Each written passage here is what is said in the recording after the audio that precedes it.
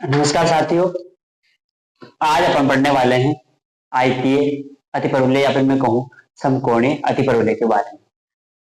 अतिपरवलय के बारे में अपन उसकी मानक समीकरण और उसकी कुछ शब्दावली जैसे नियता, नाभि, लंब, नाभि के बारे में अपन ने जानकारी दे दी।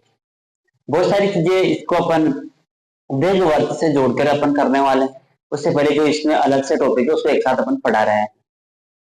जैसे अपन को स्पर्श रेखा हो गया, अभिलंब हो गया, बिंदु के साथ स्थिति हो गई, रेखा के साथ स्थिति हो गई, तो उसको अपन क्या है प्रूफ न करते हुए दीर्घवृत्त से जोड़ के सीधा अपन बताने की कोशिश करेंगे, जिससे अपना टॉपिक क्या होगा थोड़ा जल्दी होने के लिए टाइम बच जाएगा और अपन खुद से करेंगे। यदि आप खुद से करोगे तो चीजें आसानी से होगी। एक तरीका अपन ने अतिपरवलय के लिए तो ऐसा कोई डेरिवेशन था ही नहीं जिसको अपन ने ग्रुप नहीं करवाया, तो उससे रिलेटेड ही कहीं ना कहीं सिर्फ यदि अपन देखते हैं, जब अतिपरवलय का मानक समीकरण अपन देखते हैं, देखो अतिपरवलय का मानक समीकरण अपन देखते हैं, देखो क्या होता है अतिपरवलय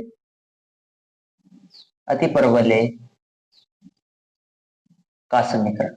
यदि मैं मानक समीकरण की बात करूं तो x square upon a square plus y square upon b square बराबर है। ये मेरे पास दीर्घवृत्त का समीकरण होता था, और यहाँ जैसे ही मैं माइनस की जगह प्लस की जगह माइनस करता था तो ये मेरा किसका समीकरण बन जाता था, अतिपरवलय का समीकरण बन जाता था। अब मैं यूं कहूंगा कि बहुत सारी चीजें क्या थी कि अतिपरवलय और परवलय के अंदर, अतिपरवलय और दीर्घवृत्त के अंदर सिर्फ केवल यहाँ प्लस का ही अंतर होता है, वरना मानक समीकरण लगभग समान होती है। वैसे ही अपन स्पर्श रेखा का जब अपन समीकरण निकालेंगे तो केवल प्लस की जगह माइनस करने वाले हैं, और अभिलंब का जब समीकरण निकालेंगे तब भी प्लस की जगह क्या करने वाले हैं, माइनस करने वाले, जिससे चीजें क्या हो जाएगी, आसान हो जाएगी। चलो बात करते हैं पहले तो आयतीय परवलय की या फिर समकोणीय परवलय, अतिपरवलय की, सॉरी, आयतीय अतिपरवलय और समकोणीय अतिपरवलय की बात अपन कर लेते हैं। वैसे मैंने इसका थोड़ा सा हिंट आपको पहले दे चुका हूं कि जब मैं उसके अंदर था एक ऐसी कंडीशन के लिए, क्योंकि सवाल पूछ लेता है कभी वो आयतीय और समकोणीय परवलय कर भी उस चीज को अपन से पूछ सकता है। तो क्या होता है आयतीय परवलय, ऐसा परवलय या सॉरी ऐसा अतिपरवलय, अतिपरवलय की बात कर रहे हैं, ऐसा अतिपरवलय जिसकी संयुग्मी अक्ष व अनुप्रस्थ अक्ष का मान क्या हो जाए, बराबर हो जाए। ऐसा अतिपरवलय जिसकी संयुग्मी अक्ष व अनुप्रस्थ अक्ष का मान यदि बराबर हो जाता है तो उस वजह से जो बनने वाला जो अपने पास जो अतिपरवलय होगा वो क्या कहलाएगा, आयतीय अतिपरवलय कहलाएगा। क्या कहलाएगा, आयतीय अतिपरवलय। मतलब मैं यूं कह रहा हूं कि अनुप्रस्थ अक्ष बराबर संयुग्मी अक्ष, संयुग्मी अक्ष यदि मेरे पास हो जाती है तो जो मेरे पास जो अतिपरवलय होगा वो किस प्रकार से व्यवहार करेगा, आयतीय अतिपरवलय के रूप में व्यवहार करने वाला है। देखो अनुप्रस्थ अक्ष 2a होती है और 2b मेरे पास संयुग्मी अक्ष होती है, तो यहाँ से मेरे पास क्या आ गया, a बराबर b। जैसे मैंने समीकरण अतिपरवलय के समीकरण के अंदर a बराबर b पुट किया तो मुझे क्या प्राप्त होगा, X square minus Y square बराबर ए स्क्वायर। और जो मेरे पास ये समीकरण मुझे मिला है ये मेरा कहलाएगा आयतीय अतिपरवलय। आयतीय अतिपरवलय का मेरे पास क्या है, ये परवलय का समीकरण मुझे मिला है। तो यहां से ज्यादा क्वेश्चन बनने की संभावना उत्केंद्रता से होती है। वो अपन से कभी तो कह देगा कि दोनों अक्ष बराबर है तो उत्केंद्रता का मान क्या कीजिए, लेकिन वो सीधा ये भी अपन से पूछ सकता है कि आयतीय अतिपरवलय के लिए उत्केंद्रता का मान क्या होगा। क्योंकि अपन जानते हैं उत्केंद्रता का मान अपन निकालते हैं, क्योंकि उत्केंद्रता के लिए अपन किस शब्दावली का प्रयोग किया, ई बराबर क्या होता था, अंडर रूट 1 माइनस अर्ध संयुग्मी अक्ष का वर्ग। क्या करते थे, अर्ध संयुग्मी अक्ष का वर्ग, अर्ध संयुग्मी, ये अपनी शब्दावली थी जो अर्ध संयुग्मी अक्ष का स्क्वायर बटा अर्ध अनुप्रस्थ अक्ष का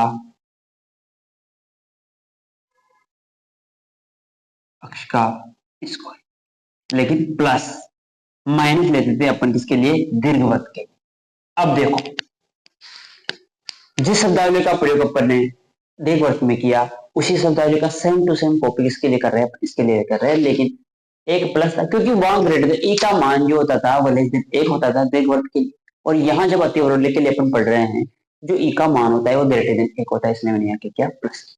वह क्या करते थे, अर्ध लघु अक्ष का स्क्वायर करते थे, यहाँ क्या करते हैं, अर्ध संयुग्मी अक्ष का स्क्वायर करते हैं। मान तो फिर भी वही है, बी और ए का मान तो फिर भी वही है, लेकिन मैंने यहाँ यूं कहा कि ई बराबर, यदि ये दोनों ही अक्ष बराबर हो जाए, चलो मैंने चेंज करता हूँ पेन, मैंने फॉर्मूला लिखा है केवल इस ब्लू पेन से, तो देखो 1 प्लस, यदि मेरे पास अर्ध संयुग्मी अक्ष और अर्ध अनुप्रस्थ अक्ष का मान बराबर हो जाए, मतलब ए स्क्वायर बटा ए स्क्वायर हो जाए, तो जो मेरे पास ई का मान मेरे पास यहाँ से जो मिल रहा है वो क्या प्राप्त हो जाएगा, अंडर रूट 2। तो ये वैसे तो मैंने करवा दिया, लेकिन इस चीज के साथ नहीं करवाया कि आयतीय अतिपरवलय या फिर समकोणीय अतिपरवलय क्या होता है और समकोणीय अतिपरवलय की उत्केंद्रता का मान क्या होता है। तो अपन यही देख रहे हैं कि समकोणीय जो अतिपरवलय होता है उसकी उत्केंद्रता का मान अंडर रूट का 2 होता है। आए पास में, इसको आप एक बार नोट डाउन कर सकते हैं। देखो फिर अपन एक चीज फिर देखते हैं अतिपरवलय की। चलो एक और टॉपिक छोटा सा देख लेते हैं, अतिपरवलय की किसी बिंदु के सापेक्ष स्थिति। क्या देखेंगे, अतिपरवलय की बिंदु के सापेक्ष स्थिति। वैसे यहाँ से क्वेश्चन आने के बहुत ही कम चांस होते हैं, क्योंकि इतना आसान सवाल एग्जाम में नहीं देता, लेकिन कभी कभी क्या होता है अपन उस चीज को पढ़ के नहीं जाते तो दिक्कत हो सकती है। अतिपरवलय की बिंदु के सापेक्ष स्थिति, इसमें किस प्रकार से पूछा जा सकता है। अतिपरवलय का आपको क्या करेगा, वो एक समीकरण देगा, माना में इस प्रकार का कोई वक्र है जो मेरे पास क्या है, यहाँ अतिपरवलय है। जैसे मैंने दे दिया X square upon 9 minus X square Y square upon 4 बराबर 1। तो मैं एक को अंदर ले लेता हूं, तो वक्र मेरे पास किस प्रकार का हो गया। तो इस पर कोई बिंदु है 3,4 स्थित होगा। क्वेश्चन से देखते हैं, स्थित होगा, इस प्रकार से अपन से प्रश्न पूछेगा, क्वेश्चन के फॉर्म में देखते हैं, उसके बाद में अपन इसका रिजल्टेंट देखेंगे। क्या कहा इसने कि कोई अतिपरवलय का समीकरण है, उसमें इस बिंदु को बताना है कि यह बिंदु इस अतिपरवलय के बाहर स्थित होगा या अंदर स्थित होगा। तो थोड़ा रोकते हैं और इसके तीनों पॉइंट बताते हैं कि क्या पॉइंट हो सकते हैं, उसके बाद अपन इस सवाल को उसके माध्यम से हल करें। देखो यदि अपने पास इस बिंदु पर पुट करने के बाद में, इस समीकरण को इस बिंदु पर पुट करने के बाद में, यदि S1 का मान ग्रेटर देन 1 प्राप्त हो जाता है, तो इस स्थिति में कहूंगा कि कोई बिंदु है, इस स्थिति में कोई जो बिंदु x1, y1 अतिपरवलय के बाहर स्थित होगा, अतिपरवलय के बाहर स्थित होगा। यदि मैं यहाँ से इस चीज को, मेरे पास जैसे ही मैंने समीकरण में मान पुट किया और S1 का मान लेस देन 1 प्राप्त हो गया, तो मैं कहूंगा कि ये बिंदु है वो कहाँ स्थित होगा, अंदर स्थित होगा।